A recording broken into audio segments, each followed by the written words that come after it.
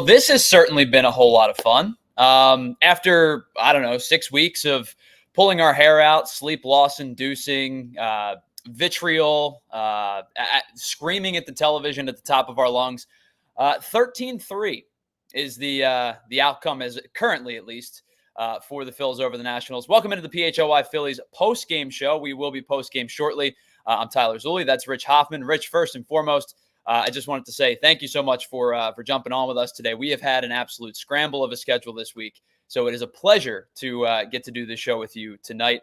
And couldn't be a better game to do a post-game show on. Tyler, first show for me, they made it easy, right? Like, this is Sure. As somebody who listens to your guys' show all the time, watches. I mean, I can't say I watch 162 Phillies games, but I watch 140 Phillies games. Come on, like there's once a week where I'm probably not tuned in. It's been a rough go, man. It's been a rough go on the show. It's been a rough, the team, all the stats of they're the worst team in baseball besides the White Sox since July, whatever. Way too long of a time. We needed one of those, man. We needed, I think the word of the night is relief. Thank God that they were able to just get the bats going right away. And you know what? Honestly, the first thing I thought of was Zach Wheeler tonight.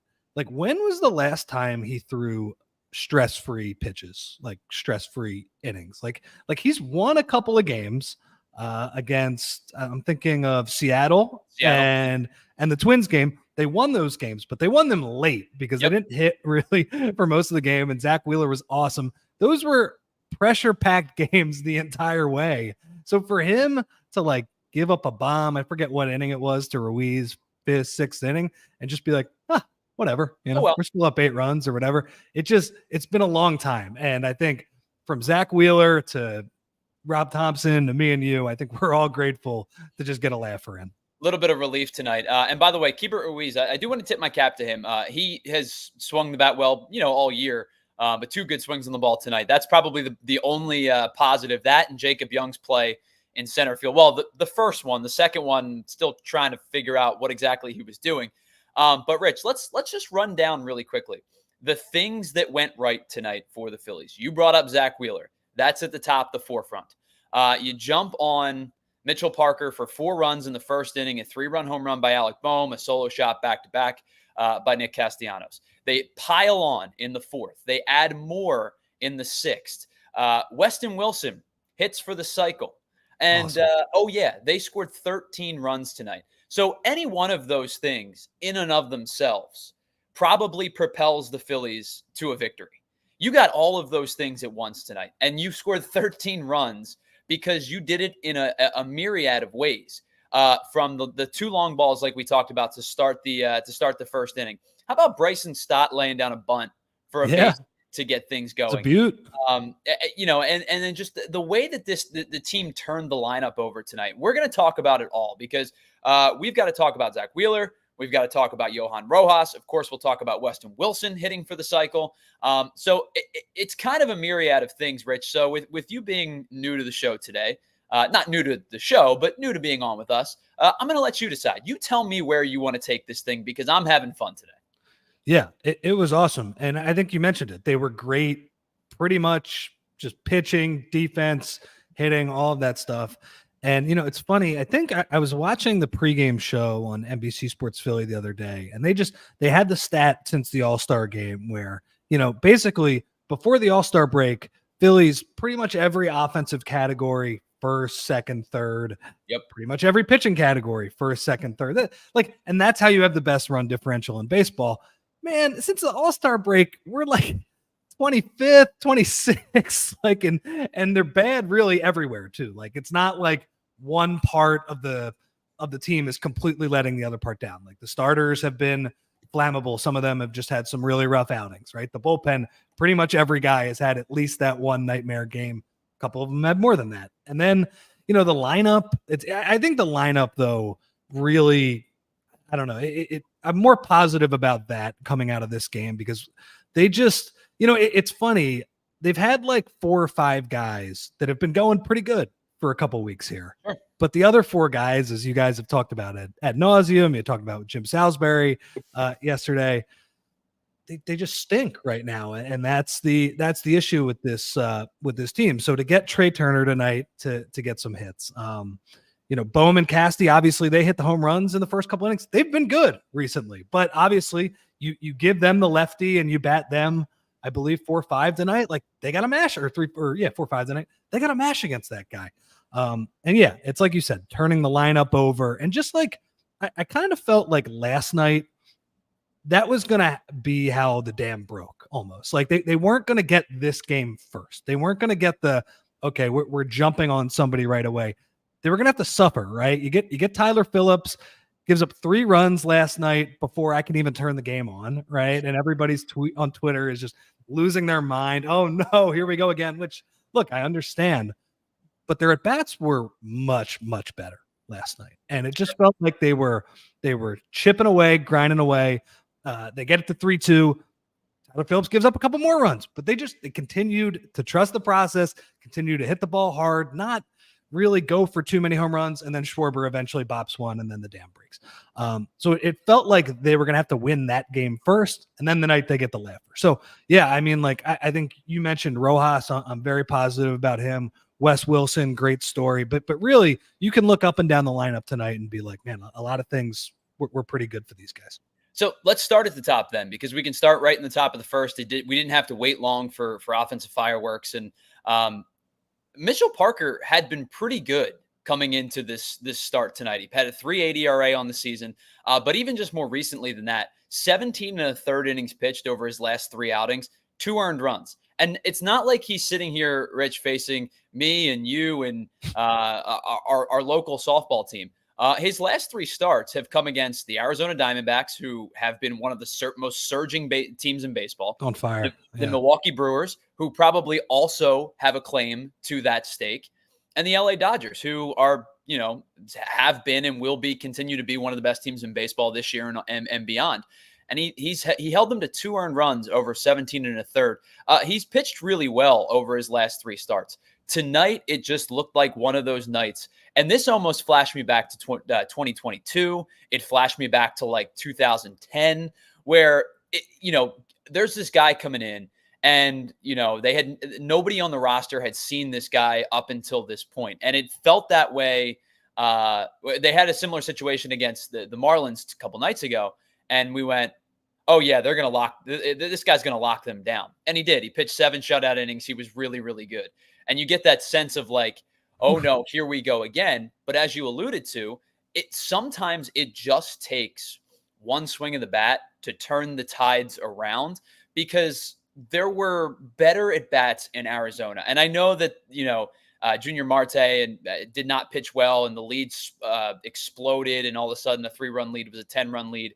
And that game on Sunday night looks a lot less palatable than it probably could have been.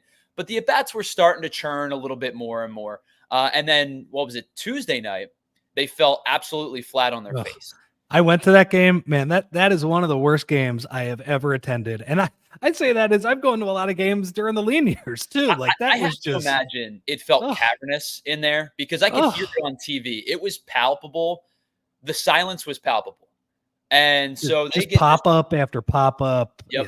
Yeah. And it's completely packed, and people are just like very silent. So yes, It was cavernous. So cavernous is probably the word to use for the fans, because they get shut down. 7 strong innings. They lose that game 5-0. And then yesterday, as you mentioned, right, it's 3-2. Then they make it 5-2. And one swing of the bat wins you that game. Now, it doesn't win you that game because your bullpen was electric last night and pitched really, really well. But that felt to me like that turning point where you carry that momentum into today, and you get a young pitcher who's pitched well, maybe getting a little bit comfortable with himself, and you just absolutely ambushed him. From the get-go, this team ambushed him, where he would throw a good pitch and they'd spit on it and take it for a ball. And it got to a point where they brought it up on the broadcast. And initially I thought that he was throwing a changeup. They said it was a splitter.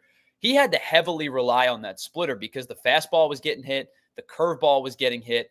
And, you jump on the guy for 4 runs in the first inning, and then he settles in a little bit, right? The next 2 innings, he picks up, I think he picked up 5 strikeouts over the next 2 innings.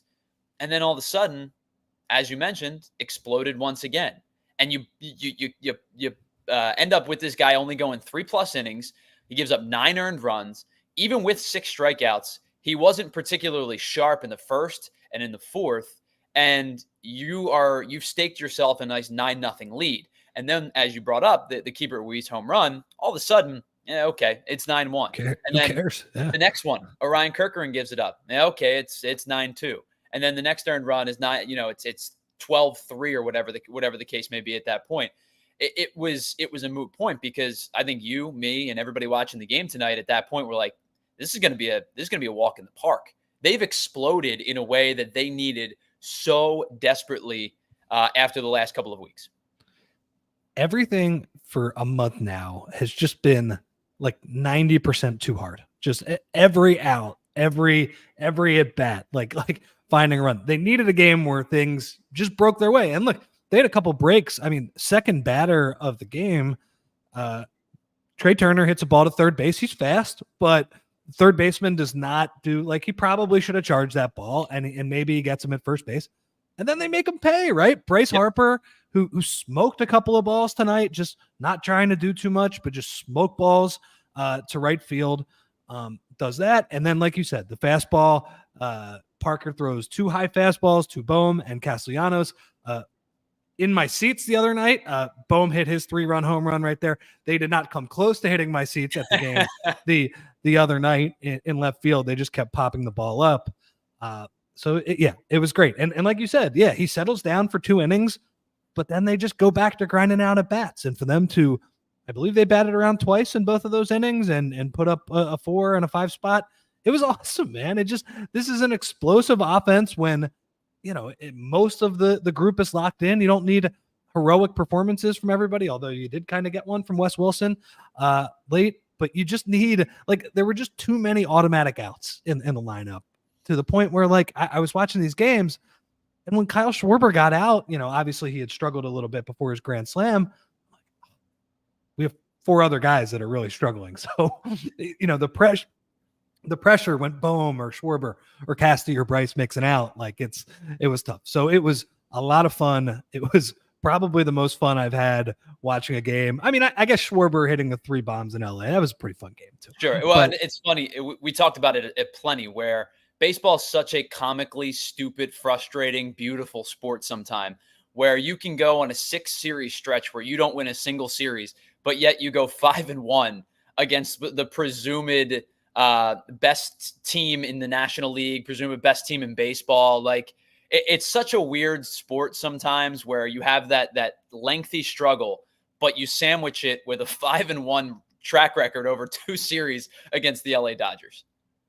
Yeah, the team that is nipping on your heels. It's so funny that, when we mention the consequences of the Phillies struggling over the past couple months, it's like, oh yeah, the Dodgers have caught up to you. And I'm thinking, man, good thing they didn't play better against the Phillies in those series, because they really could be a few games ahead. And that's why I think so many people are frustrated with the last 6 series or 7 series or whatever it came out to be, because the Braves didn't play particularly well over that stretch. The Mets played much better, but they had so much ground to make up that they played better and made up that ground. That's why a lot of fans are upset, because if you play 500 ball, you got an 11-game lead in the division because of how poorly the Braves have played. But I think at this point, we maybe it's water under the bridge. Obviously, 3 more games left to play in this series. I'm not going to sit here and tell you that, they're going to sweep the series. It's still plenty of baseball left to be played. But I do want to say this before we kind of turn the page and start talking about Zach Wheeler a little bit and his start tonight. They did it in a multitude of ways off of Mitchell Parker in his 3+ innings. Rich, how about this? 3 balls hit off the bat at over 103 miles an hour. 103.7, Alec Bohm's home run.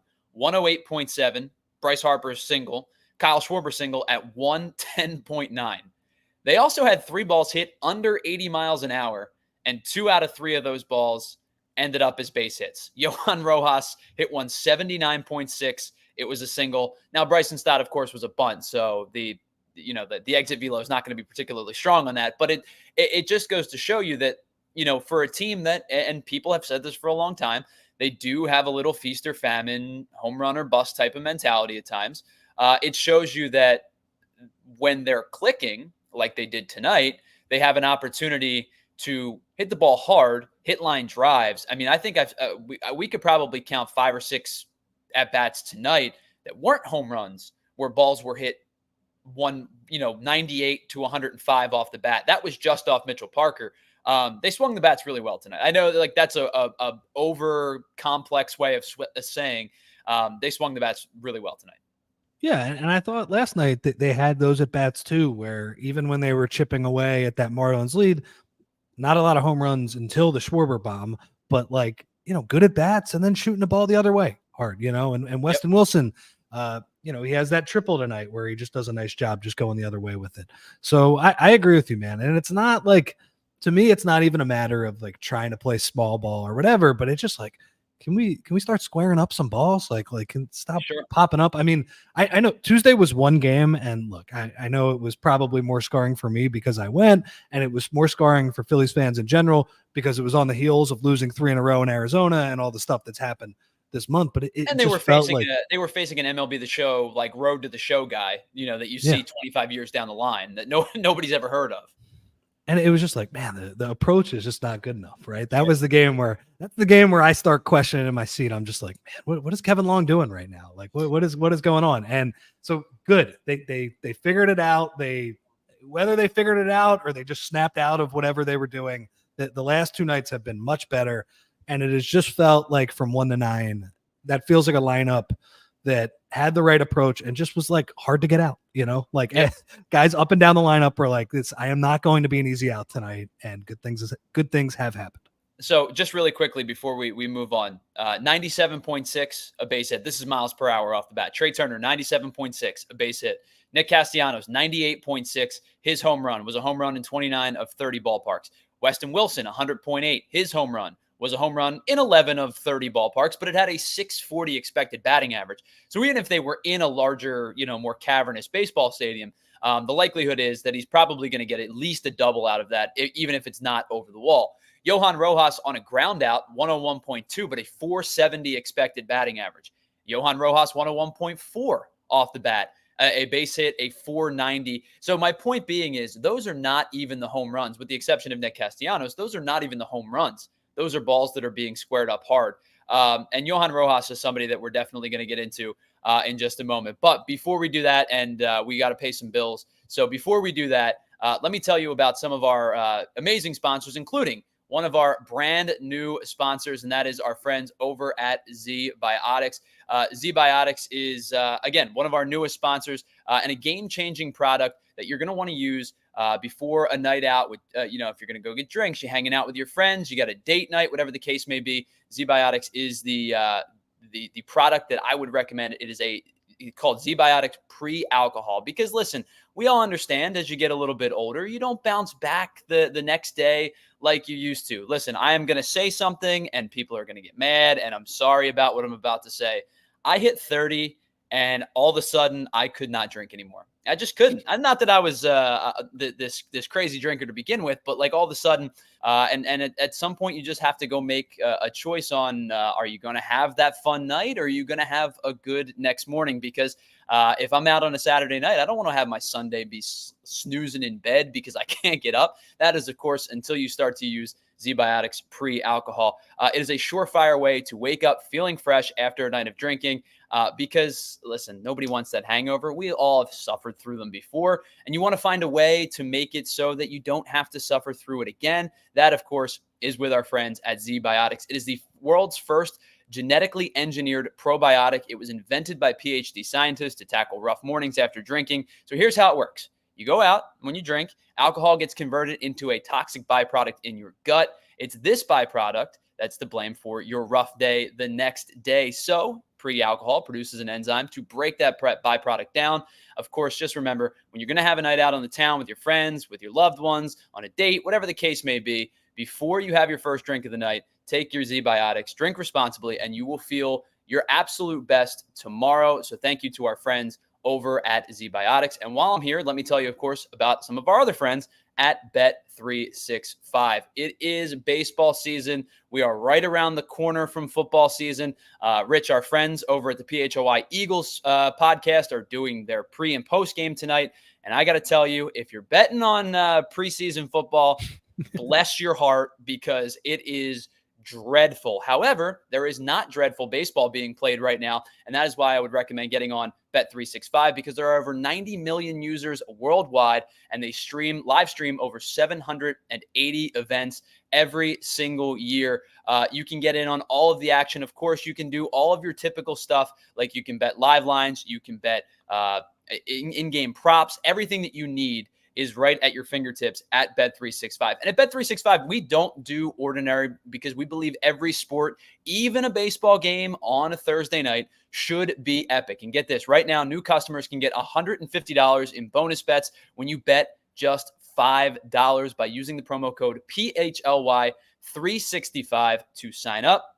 Deposit just $10 and claim your offer. So no matter what the sport, no matter what the moment, it is never ordinary at Bet365. One of my favorite pieces, special pieces from Bet365 is the MLB early payout offer. With Bet365's early payout offer, if your winner goes up by 5 tonight, so if you would have bet the money line on the Phils, you wouldn't have had to sweat out. Now, not that you had to worry about this one, but you wouldn't have had to worry about sweating out the back end of this game, because the moment the Phillies went up by 5, you would have been able to have an instant payout, and you would have been able to play that on any of your parlays, your same game parlays. They will be marked as winners instantaneously. And how about this? Get in on Tuesday MLB matchups and get $25 in bonus bets when you wager $50 or more. And if you wager between $20 and $40.99, you'll also get $10 in bonus bets. So thank you to our friends over at Bet365. Now, Rich, we got a lot to get into still. And you brought up Johan Rojas. Johan Rojas, I think, probably would have been a talking point today, tomorrow on the 11 a.m. show, and probably through the bulk of the next week. And you said something to me right before the show started, and I echo your sentiments entirely, especially with the fact that Austin Hayes is hurt and is on the IL for, however many more days. And Brandon Marsh is really, really struggling right now.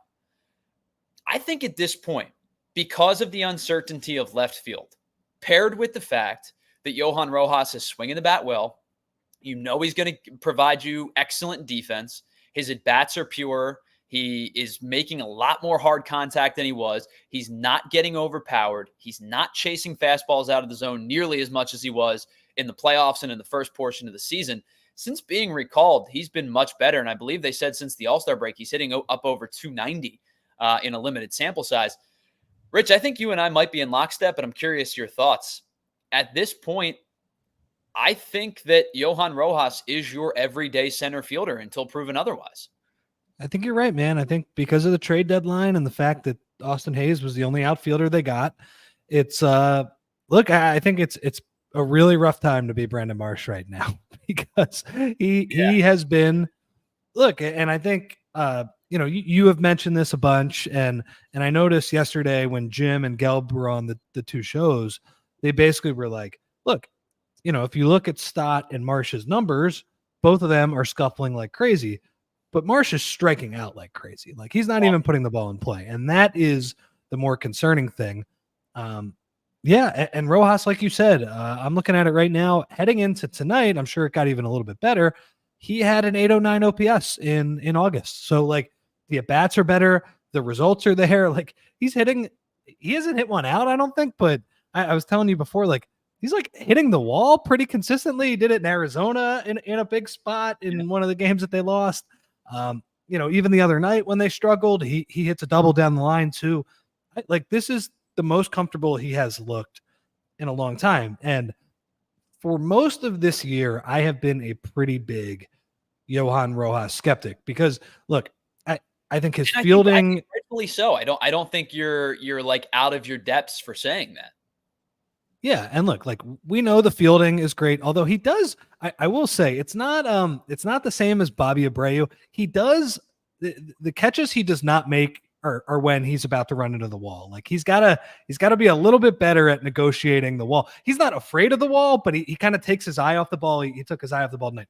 Regardless, amazing center fielder. Will make once a week. Will make a play that nobody else on this team can make, and often does it in a big spot. So in complete lockstep there. And I understand even the general, like last year, I thought, okay, this is great. Like you can have a terrible hitter. That's fine. As long as he's a great fielder and the other 8 guys, it's their job to mesh. I'm scarred from last year though, because he was an automatic out in that series. And look, I know everybody else stunk. Like I knew Casty and Trey in that series, chase rate, all that stuff. Like, trust me, like Johan Rojas was not the only reason they lost that series. The Diamondbacks just game plan them out of that series. But it was tough, man. Like Topper was having to make like double and sometimes triple switches, burning guys just to get somebody else up in that spot in a favorable matchup in that game 7. So I'm coming at this month with that. Like I'm just scarred. Like I'm not sure I could be hurt again in that way. But he's looked really good, and Brandon Marsh has looked really bad. So I'm with you right now. Like I think he is the clear everyday center fielder, and maybe I'll still be a little bit skeptical in my heart of hearts, and just I'm not going to be 100% in on the Johan Rojas can be your everyday center fielder and you can win a World Series. But he's been really good over the past couple of weeks, and that's awesome to see. I get it. I totally understand. And listen, I don't know if there's a natural regression at some point where you have a week where he, looks overmatched at the plate, and we're sitting here calling for another rotationary piece to figure this thing out. But in the short term, because of the fact that, like you said, Austin Hayes is the only acquisition that you make. He's currently on the IL. You're kind of putting this thing together MacGyver style, like your duct tape and spit and bubble gum and whatever works on a given night. Marsh had 2 hits last night, which was certainly I'm happy to see that he had 2 hits last night. It's so weird. He's hitting lefties now, and then righties. He can't do anything with them right now. It's so weird. I'm not so sure. Like this isn't a declaration of like cast Brandon Marsh to the shadow realm. But what this is right now is a realization that he feels overmatched at the plate. And again, last night he had 2 hits, which was really great to see. But he at times has felt like not only an automatic out, like the strikeout rate was just through the roof. We were talking about it was like 34% heading into the early portions of this week. He had struck out like 110 times in 300 and some odd plate appearances, and it felt to me like he was in his own way. Like he needed, if there was ever a guy that needed maybe a couple of days on the pine to kind of get right and get resettled, I think he was it. Now, we talked about him earlier this week, where you have a guy who at one point in his career had the second highest BABIP in the history of baseball. The only guy that was ahead of him was Ty Cobb. Now, sometimes BABIP is a good stat, because it tells you that Brandon Marsh may be due for a regression year, which seemingly has happened. Sometimes BABIP is a weird stat because it's just giving you batting average on balls in play, which basically just eliminates strikeouts. And when Ty Cobb was striking out 4 times a year for 25 years, obviously hyperbole, but it sure feels like that way when you look at his box score, his average and his BABIP are pretty symmetrical. When Brandon Marsh strikes out at the clip that he does, the balls that are put in play more times than not are weighing his BABIP to a point where his average looks awesome when you eliminate the strikeouts. It's probably starting to become more of a trend in baseball now anyway, where more and more guys' averages look great when you eliminate strikeouts. Because Rich, we looked at it the other day. There are currently 9 players across Major League Baseball, qualified players across Major League Baseball, that are hitting 300 or above. There's 30 teams in the league, and there are 9 guys that are currently hitting 300 or above that are qualified. Brandon Marsh has really, really struggled. And I'm not trying to make this a harp on Brandon Marsh thing, because the Phillies scored 13 runs tonight. But I'm just trying to paint the picture of, as Brandon Marsh has struggled, and there's no clear-cut answer currently as to who is going to be the front runner for left field and center field, Johan Rojas has been better as of late. 8 hits in his last 26 at-bats. And the thing with Rojas for me, because of the speed, because of the fact that he is squaring up some more baseballs recently, 3 hits in his last 2 games, 3 hits in his last 3 games, 3 runs in his last 2 games. When he gets on base, we know he's kind of a havoc creator. So if he's going to parlay 1 for 4 2 for 5 type of night, or get on base 2 times in 5 plate appearances into a 60% run capacity. Now, granted, that's not going to hold for the remainder of the season, but in a small sample size, what that's telling me is when Johan Rojas gets on base, Johan Rojas scores. Yeah, I mean, look, and like we said, he's working better at bats. He has 3 walks already this month. Like he's gone months without walking. Like the guy likes to swing, even though for a lot of this season he hasn't really been that good at hitting the ball. You could tell, by the way, listening to Kruk in the booth, he was pretty frustrated by his at bats for a lot of this season. Oh, for sure. He gave him a lot of props tonight. He's like, man, his at bats have been great recently. So that has been cool. I think all of your points on Marsh were really good. And I'll just add this too. There's like a sense of desperation too. Like when Nick Castellanos was thinking to join up for 2 freaking months at the beginning of this year, I mean, even more than that, honestly, he might've been the worst regular in baseball during that stretch. It was cool. Bills were winning 4 out of 5 games. Didn't matter. Like he could take an over 4 and they were still going to pitch. They still were going to field. The other guys were going to hit. He had a chance to work through it. And obviously they never took him out of the lineup, and look at him now. He's been really good for a while. Brandon Marsh doesn't have that luxury. Like they're desperate. They need competence because other guys are scuffling around him. So I guess, like, do you think, and I guess this could lead into the Wes Wilson talk. I believe 3 lefties in a row for the Nats in this series. Definitively two, and 2 out of 3. I would have to go back and check, but I know that they were talking Corbin, about right? Patrick Corbin's definitely pitching this weekend. They're getting Corbin at some point, right? And I think there might be another lefty too. So, it was funny. I thought that might have been a tell why they gave Trey the night last night. Like, obviously, I think we could all agree that Marsh had been the worst hitter during that stretch, but a bunch of lefties coming up, get Trey out because he's been brutal the last little while too, and then get Marsh out tonight. So, I mean, I think you have to continue to ride the hot hand. Like Wes Wilson, I have a soft spot for him. I loved that he hit the home run last year, and it got overshadowed, unfortunately, because Lorenzen threw the no-hitter that night in his first at bat. But just seems like a great guy who's kind of grinded, guy in his upper 20s, just like AAA has been a guy who's consistently hit down there too. He's pretty professional bench hitter, man. And obviously he has the good night tonight, but like, I don't know, like when they throw a lefty, I like the at-bats that he usually gives you. Like I remember against what was that last week against Jordan Montgomery and the Diamondbacks? Like I know he got screwed by one of the strike 3 calls, but just every at-bat just feels very professional. He feels dangerous. He feels like somebody who can pop one too. Obviously an awesome night tonight, but I just wanted to say, like, it's not the first time. It didn't come completely out of nowhere. Like, I think he's pretty good when the other team throws a lefty and they put him in. I feel fairly confident that he's going to do something. So I think that parlays into the pretty obvious question that if it's 2 more lefties in the next 3 games, you're probably going to see a good chunk of Weston Wilson over the course of the rest of the weekend. And probably my guess would be the 2 lefties, it's Wilson, and the righty, it's Marsh. And, maybe Rojas gets a night off in one of those 3, but I wouldn't be stunned if for the 2 lefties, it's Wilson in left and Rojas in center, and Marsh in left and Rojas in center against the righty. Yeah. So amazing night for Weston Wilson. Just like, how can you not be romantic about baseball, all that stuff.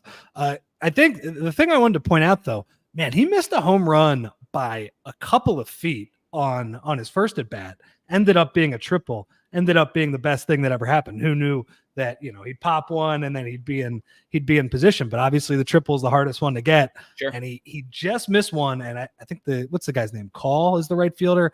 He misplayed it. And so Wes Wilson's off to the races. Pretty easy triple for him. It was awesome. And then honestly, we were in the chat watching it, while we were setting up for the show, and his last at bat, like, great call by T-Mac. Like, he knew right away, like, with the right fielder diving for it, like, is this going to be it? It was great. And I don't know if we looked this up, but the first thing that came to mind for me was JT, I believe, had it in San Diego, I think last year, if I'm remembering this correctly. I'd have to go back and look. One of the West Coast games. But it's so funny that David Bell had the last cycle for the Phillies. Yeah. I mean, David Bell, all he does is make bad pitching changes for the Reds now. But, Oh, 2004, I think was his cycle. And for that to just continue for such a long time, JT didn't get to keep the belt for that much longer. So it was cool. Yeah, I could probably go on our tangent about the Reds because that was my wow, this could be the team this year, like the sleeper team, because the pitching's good. And obviously Hunter Green's been tremendous, and Nick Lodolo. And I know they had a rash of injuries, and Uvalde Marte getting suspended for 80 games didn't help. But I'm going to digress because I could go off on a tangent. In just a couple of minutes, we're going to be joined by our friend down at Citizens Bank Park. That, of course, is our beat writer, John Foley. But before we do that, a couple of bills to pay. Friends over at Credit Union, because friends, but buying a home difficult to a point now where I am just frustrated and kind of giving up. And I don't want to say giving up because obviously at some point we'd like to own a home. However, there are a lot of things that are involved in financing a home, how much credit you have, what is credit, how much you're able to take out in a loan.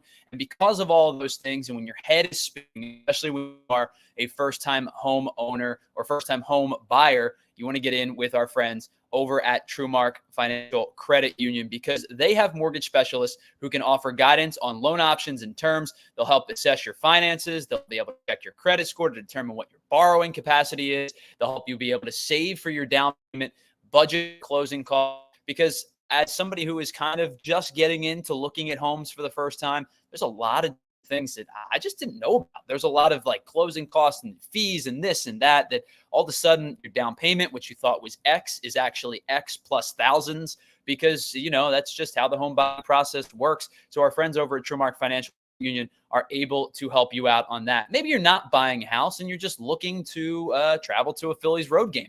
They got a couple of cool ones coming up. Kauffman Stadium has always been on my list of places that I'd love to see a game. They're going to Kansas City next week.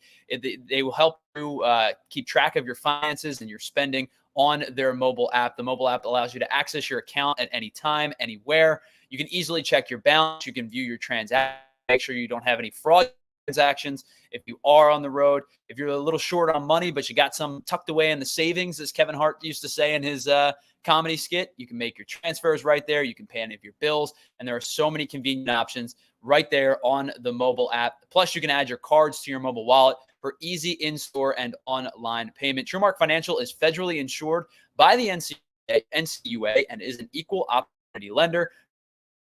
Visit our friends over at truemark.com/PHLY. And when you save a couple extra bucks, that means you got a couple extra dollars for the great taste, the less filling, the awesome 96-calorie Miller Lite. You know what Miller Lite is. Everybody knows what Miller Lite is, because you can get Miller Lite just about anywhere that you can find beer. Going down to the ballpark, my wife and I may be heading down to the game tomorrow night. That means that I know that there's going to be Miller Lites at Citizens Bank Park. Maybe have a couple of those while I'm sitting there taking in what should be another enjoyable night. So many things have changed over the last 50 years when Miller Lite debuted. Think about that. Miller Lite will be 50 years old next year. So many things have changed, but one thing that hasn't, it's the great taste of Miller Lite. The other thing that hasn't changed is that it's less filling. So it is the best original light beer. You can get it just about anywhere. I've taken it to the beach, to tailgates, to parties. I've had a couple just sitting on my couch watching those lean weeks a couple weeks ago of the Phillies.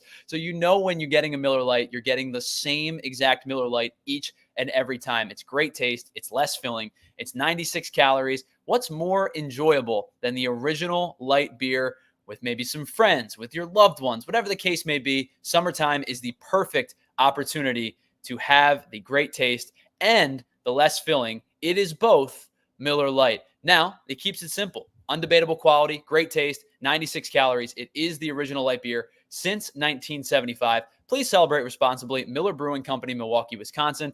96 calories per 12 ounces, fewer calories and carbs than premium regular beer. And with that, we will bring in our third member of today's show down at Citizens Bank Park, our PHLY Phillies beat writer. That's our friend John Foley. John, A little bit easier. You and I and Renee and Jamie have had some tough weeks the last couple of weeks. Good to talk to you on some fun terms. Yeah, absolutely. I mean, this is long overdue. We've definitely had some brutal post-game shows lately, and here we are back. This is how it's supposed to be. This is how it was earlier in the season. Just a party at Citizens Bank Park. This is how it was supposed to be all summer. Now we hit a little bump in the road, but hopefully tonight really helps everybody relax. Players will stop pressing, and tonight, what more could you ask for? You got a football score victory. You got Weston Wilson hitting for the cycle. You got a very nice Zach Wheeler start. I know it's the Nationals. We don't want to get too excited right away, but you get the impression that all right, maybe they've turned the corner a little bit. So, John, let's start with Zach Wheeler because Rich and I have not had a chance to get there yet. I thought that 6 innings, kind of a yeoman's type effort from Zach Wheeler tonight, where it's just another ho-hum, another great Zach Wheeler start, gives you an opportunity to succeed, and another quality start. He gets the win. But to me, and I always love asking you this because I am envious of your view from the press box. His fastball looked really, really sharp tonight. Did you get the same feel from down at the ballpark? Yeah, absolutely. From the eye test and also with StatCast up, you could see his fastball was near his max velocity that he ever has. Had a lot of pitches working, a lot of different out pitches, but really leaned on that fastball, especially early, and it was working. So there was no need to go to his whole repertoire of 10 pitches that often. So really, really encouraging outing from Wheeler. John, what has Rob Thompson kind of attributed the better at bats, kind of the offense waking up over the next couple of nights? Is there anything specifically he has said that they are doing? Because it feels like kind of these last 2 nights from 1 to 9, they're getting pretty consistent good at bats. Yeah, I don't think there's a real secret to it. I don't think that Rob thinks there's one thing to point to. I think he basically thinks that's what they should be doing. That's what he expects out of these hitters. That's what we all expect out of these hitters. And that the last few weeks have really been that's the confusion. Like what happened there? Here they are back to normal. I think is sort of the feeling. As Dave Dewar says here in the chat, baseball is fun again. I mean, this is what's expected out of these guys. I think this is why when they go through a rough patch, Thompson catches a lot of flack for, not throwing chairs, not going off on the team. But look, that's his personality. He's not Larry Bowa. He's going to be even keel. He's going to protect his guys and just let them work through it as veterans. They know what they need to do. And then, you get to a night like last night or tonight and it pays off. So, John, I know that you tweeted this a couple of days ago when you asked Rob Thompson about this specific incident. I don't want to call it an incident because it's not like it was a bad thing. But they seem to want to keep whatever was said in that maybe or maybe not team meeting very, very close to the chest. They're holding their cards just like extremely close to the chest. Was anybody able to pry anything out of Rob Thompson over the last couple of days as to what maybe got said in that clubhouse? No, Tyler, he's a vault, and the whole team. I think it's a good sign, right? Like the whole team is very much. If there was a meeting, and my personal speculation is that there very much was. The clubhouse was closed for an extra hour than it usually is, and there was some sort of rumor about photo day that didn't quite make sense. The guys come out late. Whether or not there was a meeting might be a mystery for the ages. Maybe after the season we'll hear. But I do think it's a good sign of a tightly run organization that what we say here between us stays with us. To the extent Thompson does want to go off on somebody, it's never going to be in public. It's never going to be through the media. It's never going to be like so-and-so didn't really hustle last night. He's going to talk to the guys privately. And I think, again, a team with so many veterans, I think they respect that. John, Tyler and I talked about this for about 10 minutes already. So I'm curious, just where do you stand on Johan Rojas right now? I'm very high on Johan Rojas right now. It seems like he's really hitting the ball well. He's got an average near 250, where at the beginning of the season, if anybody had suggested that Rojas would have 250 and OPS near 600-ish, you'd be like, that's fantastic for your number 9 hitter, given that the defense that he gives you. So very, very high on him and where he's at. And you got to think that given his age, and, having sort of overhauled his approach at the plate in spring training, this is all pretty new what he's doing. And you got to think he's got left in the tank too, that he's going to continue to get better. So I am now to a point, and we were talking about this before you got on the air. I'm now to a point where right now he's my everyday center fielder until things get back to normal with Austin Hayes. So I guess I'll kind of pivot off of that a little bit. Are we now with Austin Hayes close to returning? Are we set to expect something closer to him being the everyday left fielder, as kind of was alluded to by Rob Thompson? Is it going to be an easing in process? Has he given you any update on Austin Hayes' return? He has not said anything explicitly as to where he wants these guys to go. I asked him about Wes Wilson today, obviously given the cycle, what sort of role do you see for him going forward? He said, some starts against left-handers, and, right-handed bat off the bench. Looked up his numbers, and against lefties, it's a small sample size. We're only talking about 13 games here. But Wes Wilson against lefties, 421 batting average, 1.486 OPS. And that's coming into tonight. That's before the 4 hits tonight. Those are some pretty impressive numbers from Wilson. So you've got some decisions to make there. If you want Hayes to be every day in left field, you've got a little bit of I don't want to say a glut of outfielders, because they've had their troubles in left and center, but you do have some options here now with Rojas, Marsh when he's hot. We know what he can do, especially against righties. Hayes as a potential everyday left fielder, and now you have Wilson doing things like this. So good problem to have. My guess of where it eventually settles is I think you'll probably see, unless Wilson can keep things like this up, my guess would be you'll probably see Rojas ending up pretty much every day in center. And I still think Hayes and Marsh will end up in that platoon in left. That's speculation on my part. That's nothing Rob has said. But it just makes too much sense when you look at Marsh's numbers against righties and Hayes' numbers against lefties. I know they want to give Hayes a chance out there every day. But I think when it really comes down to it and you get to the postseason, I think that's where we'll go. John, any reaction, any stories, even just your perspective on Wilson's cycle, because that was pretty awesome. It was incredible. I mean, so it's what, the second in the history of this ballpark, the first one being Bell and when it first opened, and Real Muto broke the curse of David Bell. But that was out at Chase Field. So it's a very rare thing this cycle. It was the 10th time in Phillies history, only 9 players. Chuck Klein did it twice. It's more rare than no hitter. You've got, I think, 14 Phillies no hitters. Don't quote me on that, but there have been fewer cycles than no hitters, so it's a pretty cool thing to see down at the ballpark. And the fans were just loving it, going nuts. I mean, everybody's been sort of waiting for a breakout night like this, and they really came through. So real quick, John, I want to ask you, do you know what 6-0 was today? What 6-0 was? 6-0. That was the final score of the Giants salvaged the final game of the series. The Giants won today. It means they beat the Braves. Okay. 7-6. The Oakland A's beat the New York Mets. And the best thing that we probably could have asked for out of a 4-game series between the Milwaukee Brewers and the LA Dodgers happened. That they split a 4-game series. The Phillies are 7-up now on the Atlanta Braves, and I believe 9-up on the New York Mets. 7-up on the Braves and 9-up on the Mets. Now, we've talked about this plenty. This is a gauntlet of a second half, and it doesn't get, I don't want to look too far ahead. There's still 3 games left to play against the Nationals, but it doesn't get any particularly easier after that. You've got the Braves for 7, the Royals for 3, the Astros for 3.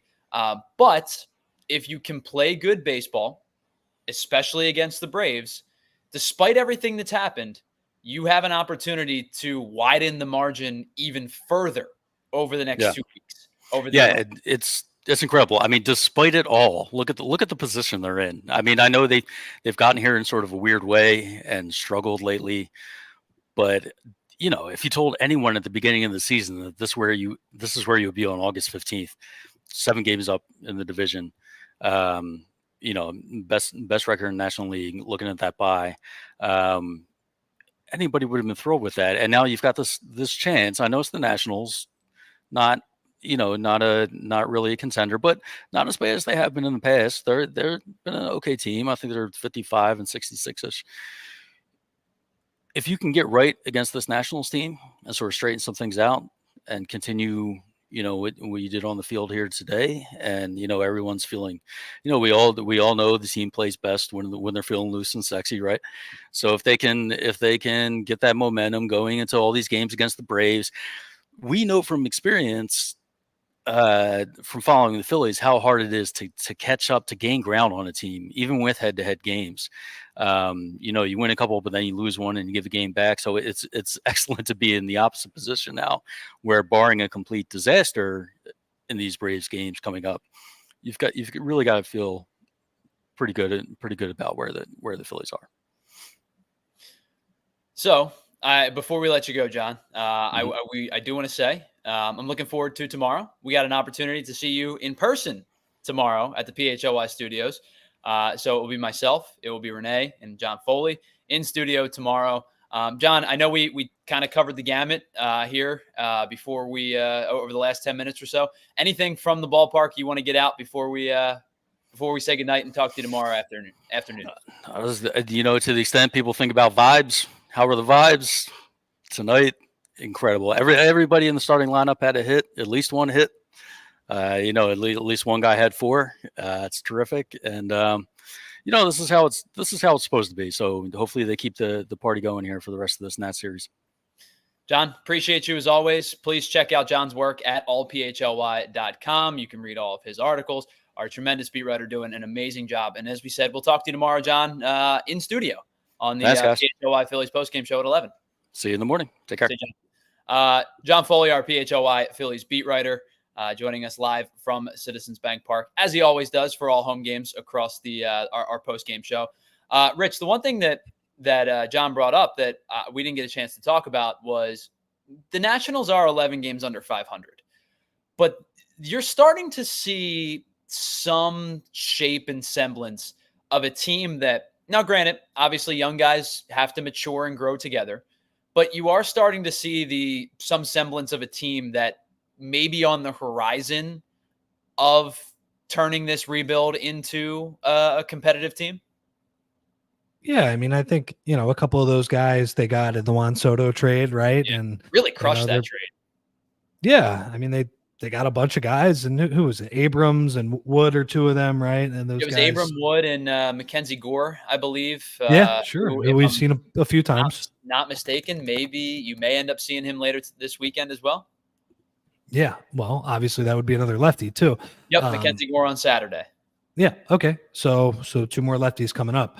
Yeah, it looks like they did a nice job with that trade, and yeah, they're not a great team, and the Phillies should beat up on them because this is their easiest week for the rest of the season, right? But at this point, Tyler, with like how much the Phillies have struggled and frankly how hard their schedule has been over the past month, like I just want to see. I'm not even quite as worried about the standings.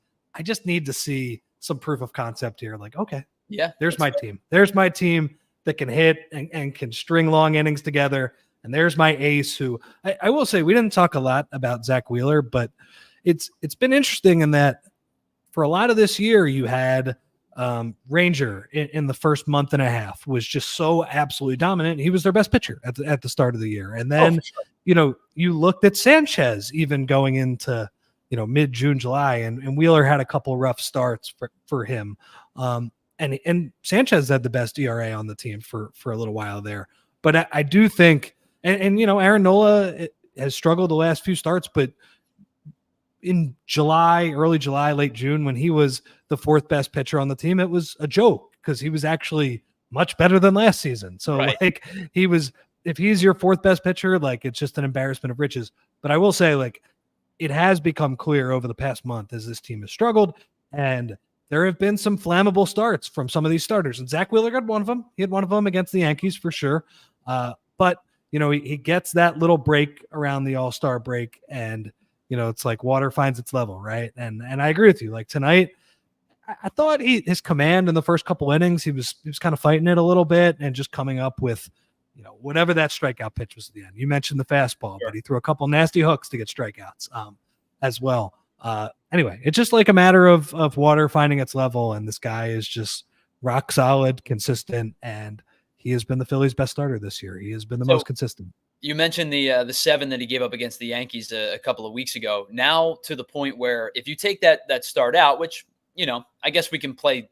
We can mix and match numbers to prove our point, no matter how bad it is. But I think this one is fair because everybody's due for a clunker every now and then. If you take that 7-run outing against the Yankees out, he has now given up 2 runs or less in the 2 earned runs or less in 8 of his last 9 starts. He has been the kind of the rock bed of this team, if you will.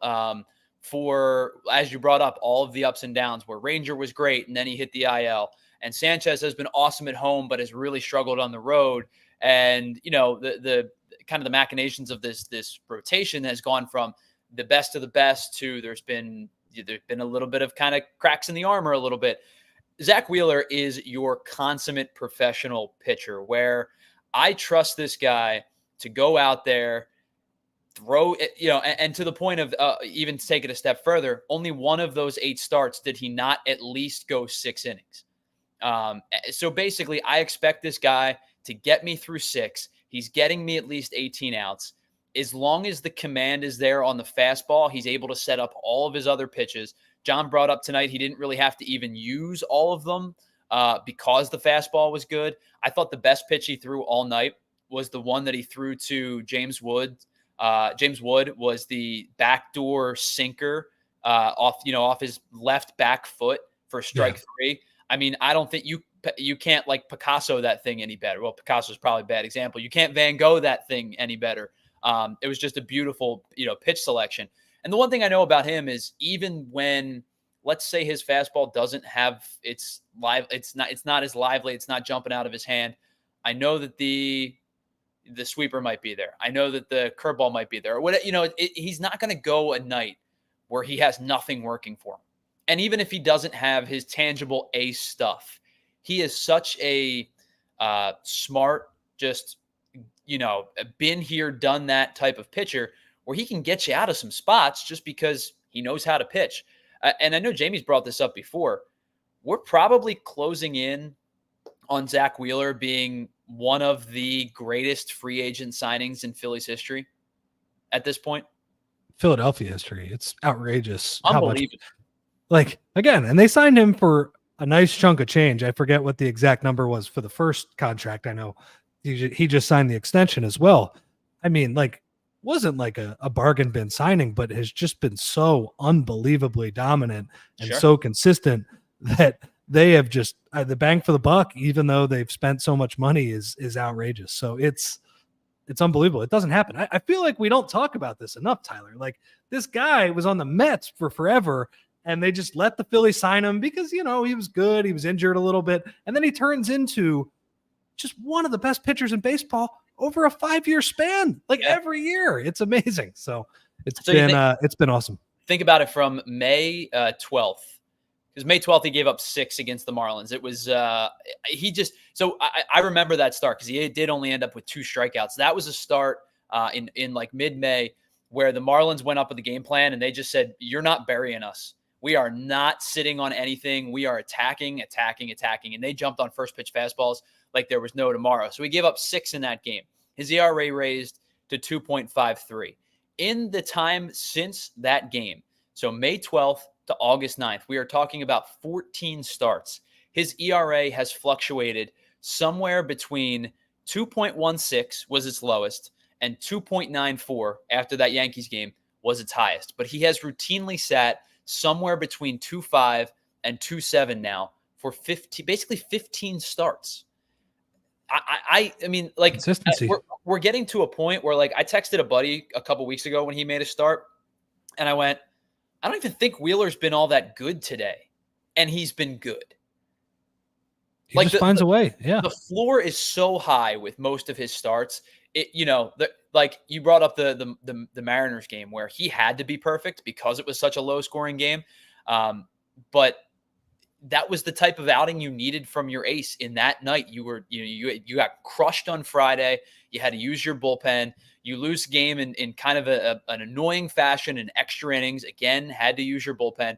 And he comes out and gives you 8 scoreless innings because he's your ace. Tonight, he gives up the solo to Keibert Ruiz. Nobody really cared because it was 9-0. And it was just another one of these professional, as you use the word, consistent starts from Zach Wheeler.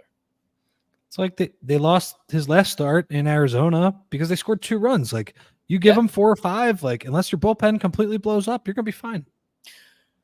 There is a lot to talk about, and unfortunately our hour is up because when the team is playing well, this hour seems to go a whole heck of a lot more quickly than when we're slogging through 11-1 post-game shows. Not quite as fun. This one was a lot of fun, Rich. This was great, man. I'm happy that you had one because you guys, you and Renee and Jamie, but obviously you're the one doing it tonight. You deserve this, man. This has been a rough couple weeks. Well, Rich, I appreciate you immensely. I know, like we said, we had a lot of conflicts and turnover today. You stepped up. We needed you. So we can't thank you enough. Rich, you can check out his daily newsletter, which, by the way, I want to apologize to you because I just subscribed to the other day. And I just assumed because I worked at PHLY, I was getting it. But I read your daily newsletter every day. You do an incredible job of truly being a 5-for-5 newsletter guy. You're talking the Phils right now, obviously, because they're the team in session. But you got some Eagles training camp and preseason hits. The Sixers schedule was released today. I know you hammered home on the Matvei Michkov news when that came out. Union news came out the other day. So I just want to tip my cap to you, A, for joining us today, and B, for your daily newsletter, which is free, by the way. All you got to do is give your email, and you get all of Rich's great content. So I can't thank you enough for all of it. Thanks, man. I appreciate it. Anything to not watch preseason football. That's good. You know what? It's funny, and we're going to get out of here in just a second. My buddy texted me in our group chat and said, hey, is anybody also watching the Eagles today? And I said, I played a round of golf today. And just to give you an idea, I am terrible, like really, really, really terrible. And I said to him, I would rather have to watch my 18 holes again, every shot, than watch preseason football. I love the birds, but preseason football at this point is tough, man. Brutal, especially when the starters don't play and Kenny Pickett's as bad as he was. But Rich, again, can't thank you enough for joining us. That's Rich Hoffman. Nope, actually, you know what? I do this every time and I make fun of them and I did it wrong. That's Rich Hoffman on my screen. I am Tyler Zulli. So thank you to Rich. Thank you to John Foley for checking in with us down at Citizens Bank Park. We will be back tomorrow at 11 a.m. It'll be myself, Renee Washington, John Foley. Until next time, the Phillies win 13-3 in an absolute rout. We'll come back with you tomorrow we'll preview game 2 and take a look at the rest of the weekend. But thank you to everybody for tuning in. We will check in with you tomorrow at 11 a.m. right here on the PHLY Phillies podcast.